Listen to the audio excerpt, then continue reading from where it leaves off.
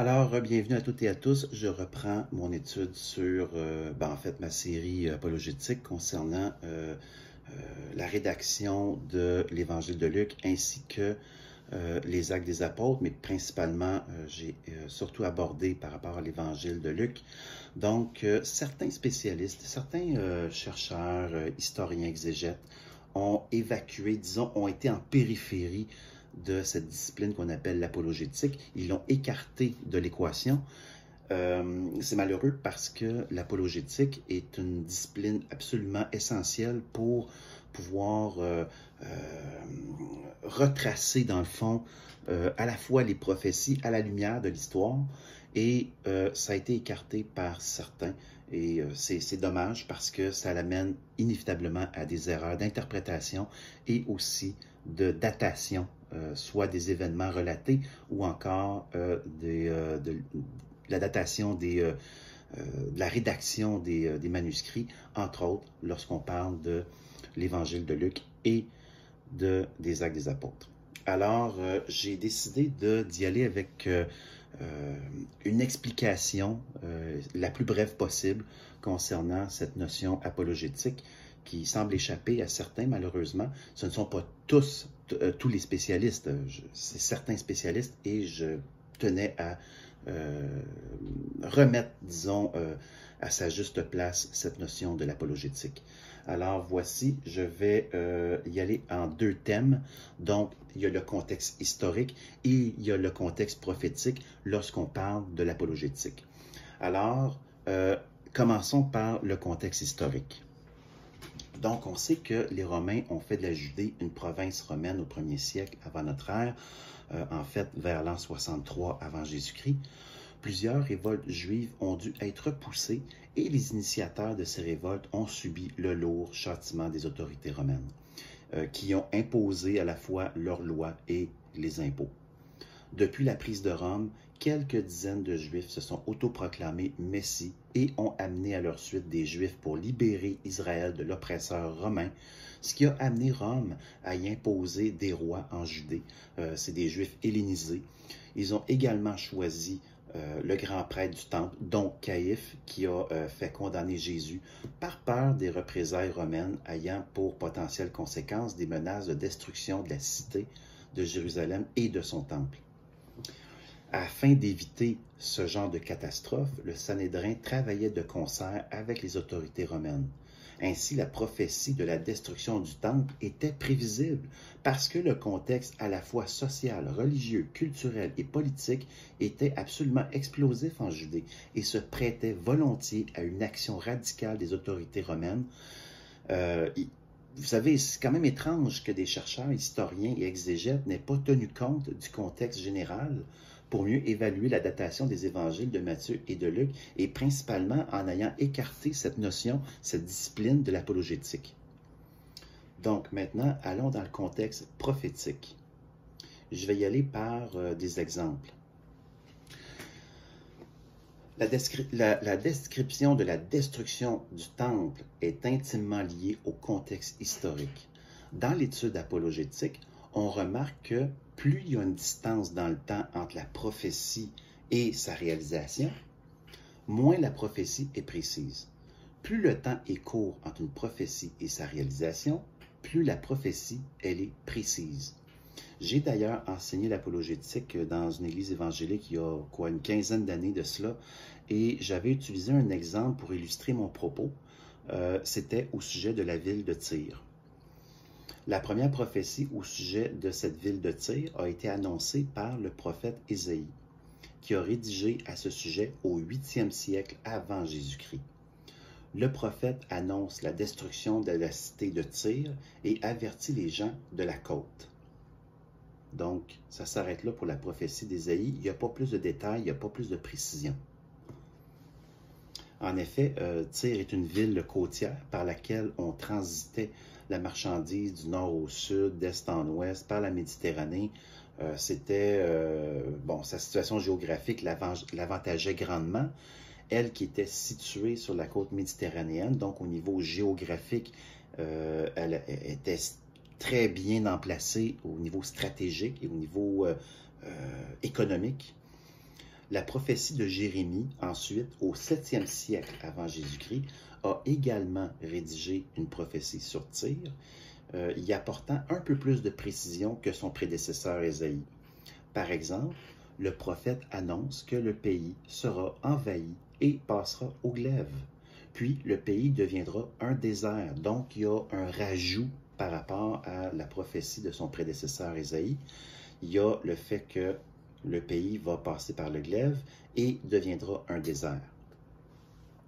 Et là, plus tard, Ézéchiel, au 6e siècle avant Jésus-Christ, on remarque là qu'on progresse dans le temps. Ésaïe au 8e siècle, Jérémie au 7e et ensuite Ézéchiel au 6e siècle, a parlé de Tyr comme d'un rocher nu. Mais c'est parce que la ville était une ville côtière, pas une île. Donc, dans le contexte, lorsqu'on parle de rocher nu, on parle d'une île, évidemment, entourée d'eau.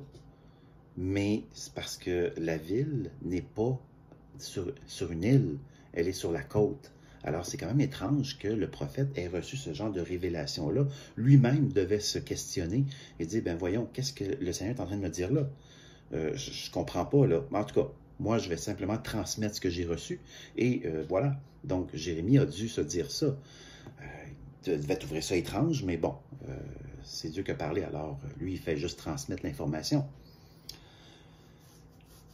Dans des prophéties convergentes entre Ézéchiel et Daniel, donc Daniel qui était au 6e siècle avant Jésus-Christ, l'un annonçant un rocher nu, qui est Ézéchiel, et l'autre annonçant l'Empire grec qui a pourchassé les Perses en l'an 330 avant Jésus-Christ approximativement.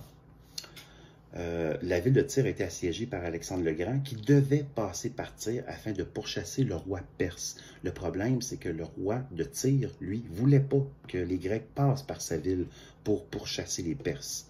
Donc, qu'est-ce qui s'est passé? Eh bien, les Grecs ont assiégé Tyr. Alors, pendant le siège, les gens de Tyr ont construit un pont pour rejoindre une île à 800 mètres de la côte, puis ont détruit le pont une fois la nouvelle cité rebâtie. Les Grecs ont réussi à détruire la ville de Tyr, ont pris tous les débris et même la poussière. Ils ont jeté à la mer, et ça c'était prophétisé d'ailleurs par Ézéchiel. Et ont construit un pont jusqu'à la nouvelle ville de Tyr. Ils ont massacré tous les habitants. Bon, c'est malheureux, c'est triste, on n'aime pas parler de ces choses-là, mais bon, c'est ce qui est mentionné d'ailleurs dans l'histoire. On peut le retracer historiquement.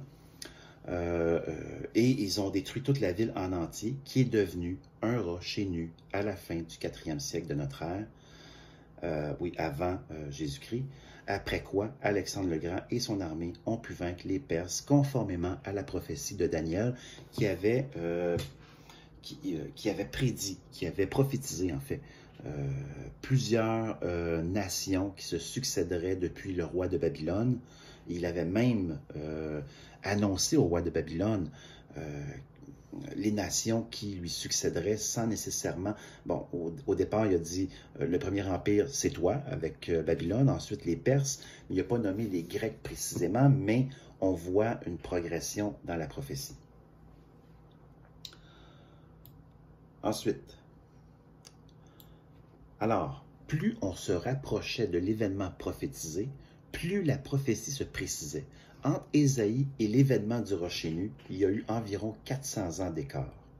Entre Ézéchiel et le rocher nu, environ 250 ans d'écart. Donc, voyez-vous, c'est pour ça qu'il y a une plus grande précision de la part d'Ézéchiel que d'Ésaïe. La prophétie convergente de Daniel, elle, peut-être 230 ans. Ainsi, la précision prophétique au sujet de la destruction du temple s'explique par le fait que l'auteur de la prophétie est contemporain du contexte historique qui prépare le terrain à une réalisation dans une temporalité plus rapprochée. Parce que même Daniel avait prophétisé cette destruction du temple par un dévastateur et que ce serait la dévastation de la désolation là où il y a le temple saint.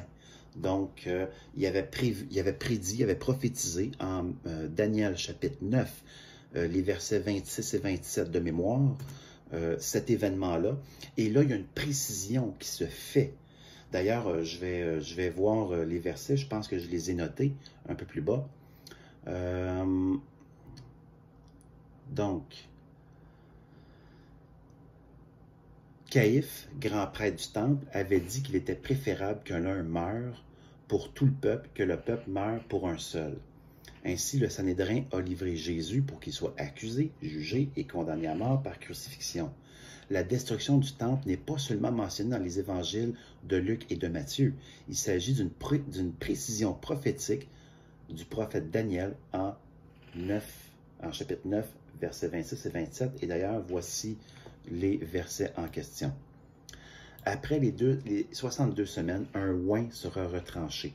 Donc, le oint, c'est celui qui est l'envoyé de l'Éternel, c'est le Messie.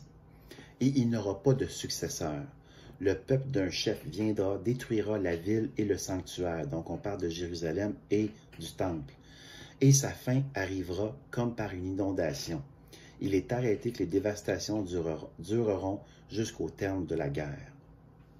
Alors, on sait que Titus, fils de Vespasien, avait investi Rome, pas Rome, mais Jérusalem en l'an 70.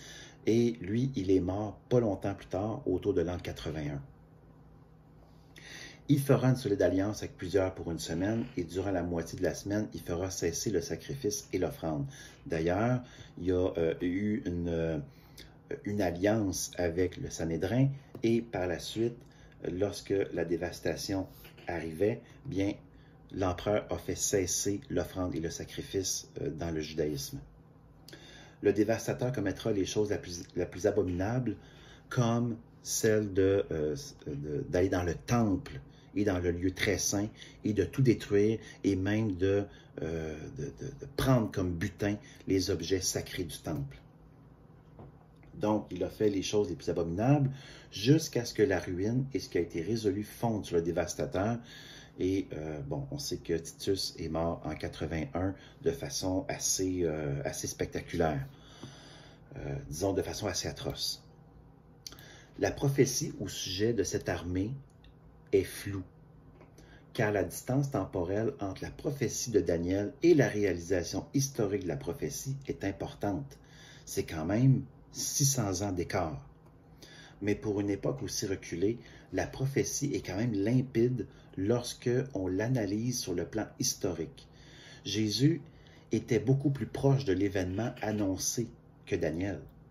La précision de la prophétie de Daniel au sujet de la destruction de Jérusalem et de son temple a été augmentée de façon considérable par Jésus, qui se rapprochait considérablement du moment historique de l'événement, donc 40 ans pour Jésus, alors que pour Daniel, c'était 600 ans. La différence temporelle est très importante ici.